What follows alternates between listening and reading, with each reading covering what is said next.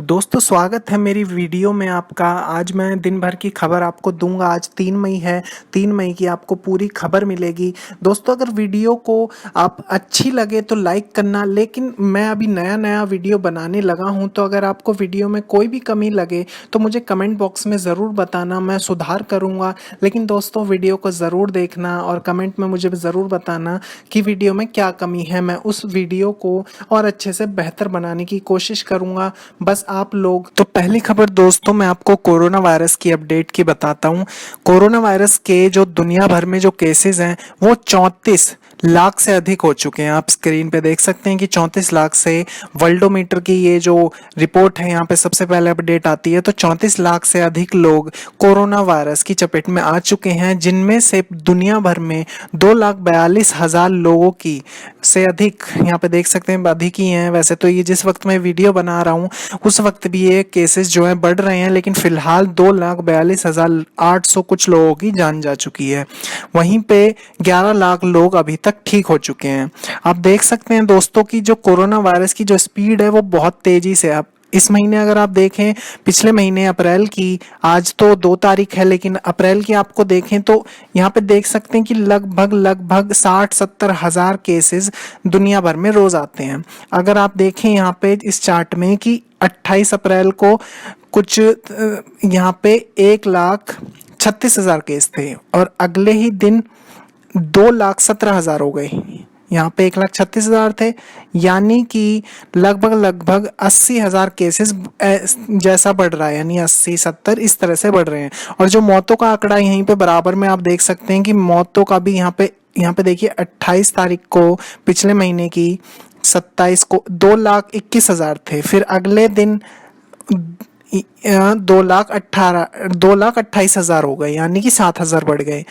फिर यहाँ पे फिर 5,000 बढ़ गए। इस तरह से 5-8 लोगों की, हजारों की मौत हो रही है। और वहीं पे अगर हम अपने देश की बताएं आपको, तो टोटल केसेस 37,000, यानी कि 37,000 लोगों की जो टोटल केसेस हैं वो जान जा चुकी हैं। वहीं पे जो नए केस आए हैं वो 519 केस आए हैं।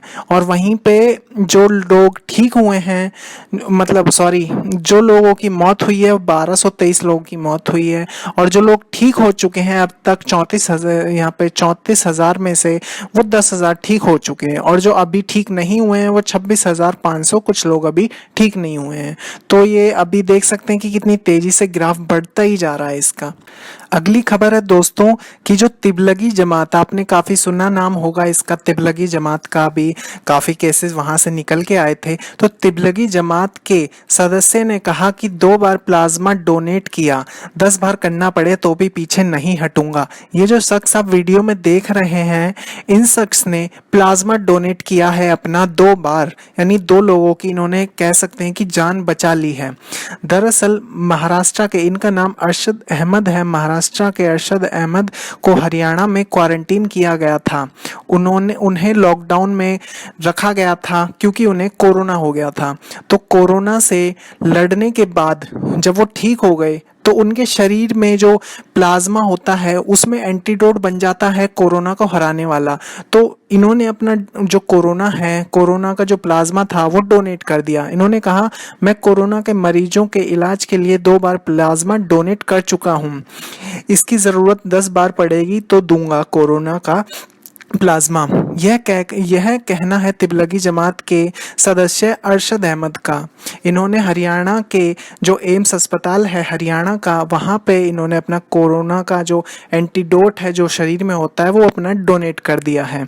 और इनका जो टेस्ट है वो नेगेटिव आया था, तो इनका जो वो एंटीडोट है वो ये अब दूसरे सदस्यों में डाल सकते हैं तो वो ठीक हो जाएगा। तो दोस्तों ये भी एक चेहरा है मुसलमानों का, ये एक मुसलमान इंसान है। तो ये कुछ लोगों के दिमाग में ये होता है कि अभी कुछ दिनों पहले खबर आई थी कि मुसलमान जो था, एक वहाँ पे जो वर्कर होता है जो खाना जो घरों में पहुंचाता है लोगों के, वो लोग उससे खाना नहीं ले रहे थे क्योंकि वो मुसलमान था। और यहीं पे एक मुसलमान इतने अच्छे हैं जो प्लाज्मा भी डोनेट कर रहे हैं और कह रहे हैं कि 10 बार डोनेट कर देंगे। तो ये भी एक चेहरा है। तो लोगों को उनके धर्म से ना जोड़ें, आप देख सकते हैं उनके काम से जोड़ें, उनके ध्यान से जोड़ें, उनकी बातों से जोड़ें। तो ये भी एक अच्छी खबर है दोस्तों। अगली खबर है दोस्तों, महिला जनधन खाताधारियों के लिए खुशखबरी, इस तारीख से मिलने लगेगी 500 रुपए की दूसरी किस्त।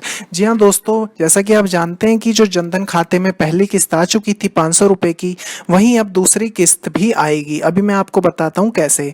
वित्त मंत्री निर्मला सीताराम की घोषणा के अनुसार महिला जनधन खाताधारियों को सोमवार से 500 रुपए की दूसरी किस्त मिलने लगेगी। कोविड-19, इससे पहले आपको पता है कि 500 रुपए की किस्त मिल चुकी थी, ये दूसरी किस्त होगी, अगले 3 महीने तक मिलेगी ये किस्त। इसी में आपको बता दूं कि कोविड 19 के समय गरीबों की मदद के लिए सरकार ने 3 महीने तक महिला जनधन खाताधारियों के अकाउंट में हर महीने 500 रुपए भेजने की घोषणा की थी। सीताराम तो अभी सीताराम जो निर्मला सीताराम है, जो ये पैसे भेजती हैं, उन्होंने कहा था अगले 3 महीने तक 500 रुपए भेजे जाएंगे। अगर ये लॉकडाउन बढ़ता है तो शायद ये जो 500 रुपए की अमाउंट है ये बढ़ भी जाए, यानी अभी 500 रुपए मिल रहे हैं, लेकिन शायद अगर लॉकडाउन बढ़ता है तो ये 500 नहीं 5000 मिलेंगे, क्योंकि 500 रुपए काफ़ी कम होते हैं। अगर आपको 500 रुपए कम लगते हैं तो कमेंट बॉक्स में बताएं कि 500 रुपए कम है, सरकार को बढ़ाना चाहिए। तो वैसे तो 500 रुपए में घर नहीं चलता, लेकिन फिलहाल सरकार पे जितना हो रहा है वो उतना कर रही है, तो यहाँ पे ये दूसरी किस्त आपकी आएगी। अगली खबर थोड़ी दुख भरी है दोस्तों, कि महाराष्ट्र से साइकिल पर उत्तर प्रदेश के लिए रवाना हुआ था एक शख्स, 350 किलोमीटर चलने के बाद मध्य प्रदेश में दम तोड़ा। जी हाँ दोस्तों, आपने सही सुना, ये जो शख्स है महाराष्ट्र से साइकिल से चलने के जो प्रस्ताव इन्होंने रखा था कि साइकिल से ये अपने गांव जाएंगे, क्योंकि ये मजदूर थे मध्य प्रदेश के बड़वानी में। बड़वानी में जो शुक्रवार को इनकी मौत हो गई। मृतक का नाम, जो ये मरे हैं, इनका नाम था तबरक अंसारी, इनका नाम था, और उन्होंने उत्तर प्रदेश के रहने वाले थे ये, और अंसारी महाराष्ट्र के विभाड़ी से 2 दिन पहले उत्तर प्रदेश के लिए रवाना हुए थे। पुलिस का मानना है कि ज़्यादा थकान, गर्मी और शरीर में पानी की कमी होने की वजह से जो अंसारी हैं इनकी मौत हो गई।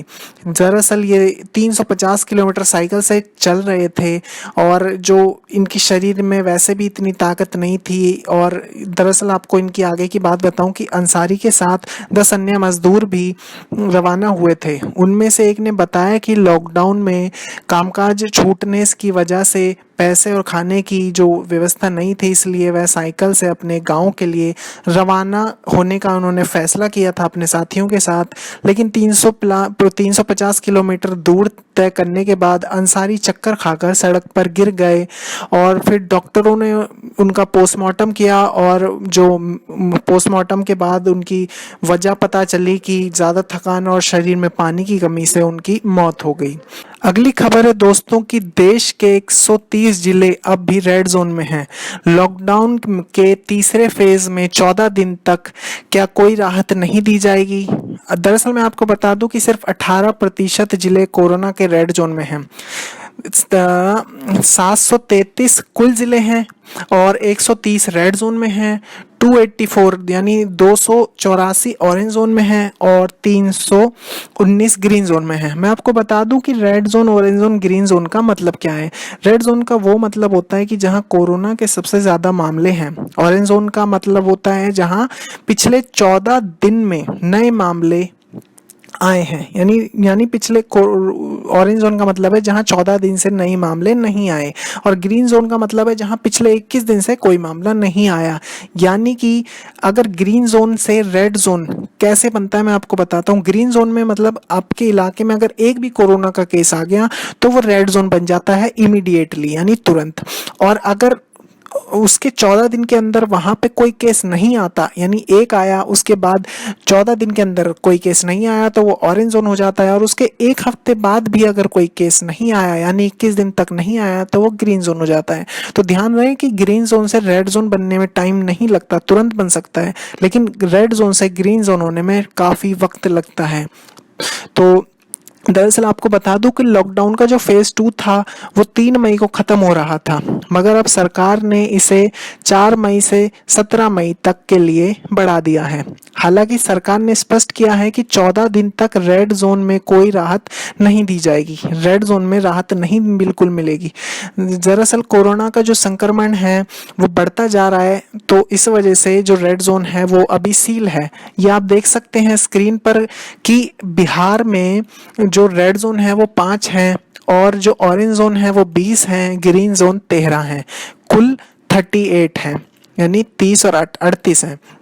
छत्तीसगढ़ में एक है रेड जोन, एक है ऑरेंज जोन और 25 है ग्रीन जोन। यहाँ पे खतरा थोड़ा कम है, तो जैसे यहाँ पे आपको थोड़ी राहत मिलेगी। वहीं बात दिल्ली की करें तो दिल्ली में 11 रेड जोन है, ऑरेंज जोन एक भी नहीं है, ना ही ग्रीन जोन है, यानी कि दिल्ली तो पूरी तरह से लॉकडाउन है। उसी तरह से यहाँ पे हरियाणा का देख सकते हैं आप, स्क्रीन पे आपके पूरा है। हरियाणा का हो गया, केरल का हो गया, महाराष्ट्र में भी बहुत खतरा है, रेड जोन है, ऑरेंज जोन है, ग्रीन जोन बहुत कम है। तो वहीं पे यहाँ पे हर जगह का है, पंजाब का।